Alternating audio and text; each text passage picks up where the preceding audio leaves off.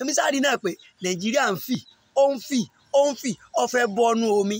mo á wò pé ẹdún náà ṣé bá a ṣe pọ̀ tó nàìjíríà ló jẹ́ kí ó máa fìtọ̀ fẹ́ bọ́nú omi ni mo kàn sílẹ̀ lọ́dọ̀ gọ́gù yẹn tí ẹ̀ wo iye àwọn tá a wà ní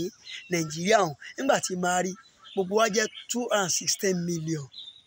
216 million ní gbogbo population nàìjíríà àti ẹ̀wọ̀n 500 million.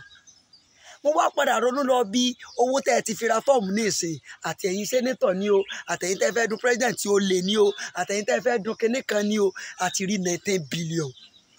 owó tá a rí lẹ̀ tẹ́ fẹ́ fi ra fọ́ọ̀mù lásán kì í ṣe lè tẹ́ ẹ ní tẹ́ ẹ kó pamọ́ sókè òkun o tẹ́ ẹ kó pamọ́ báǹkì nàìjíríà o tẹ́ ẹ ti kó jáde pé ẹ fẹ́ fi ra fọ́ọ̀mù o lè ó jẹ́ 19 billion. gbogbo population wa pátápátá àwa jẹ́ 216 million. so actually tẹ́ ẹ bá tiẹ̀ fún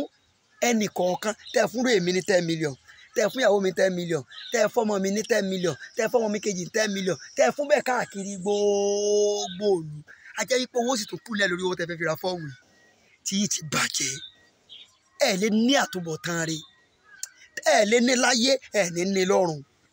gbogbo tẹ́ ń kó jẹ tẹ́ ń fìyà jẹ tẹ́ ń wò wá níwò pé ká kú tá a bá fẹ́ kú á kú tẹ́ ń wò wá bẹ́ẹ̀ wàláhì ẹlẹ́dàá gbogbo mẹ̀kúnnù kò ní dé kẹ́ látúbọ̀tán rẹ̀ àwọn ọmọ yóò jẹ́nu ìyàtẹ̀ fi ń jẹ wá bẹ́ẹ̀ ni ó ṣe rí. gbogbo àwọn ọmọ Yorùbá ilé ọkọ̀ wa lẹ́kọ̀ọ́ wípé wàláhì kò sí tó lè kò sí solution fún Nàìjíríà ju ká pín lọ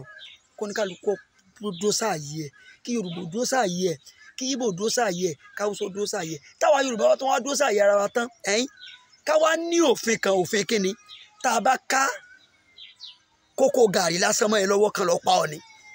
ṣé ẹ tán ká kókó gàrí mọ́ lọ́wọ́ tán lọ́ọ́ pa ṣé ní òun fẹ́ yọ gàrí kóńgò kan òun fẹ́ kó jẹ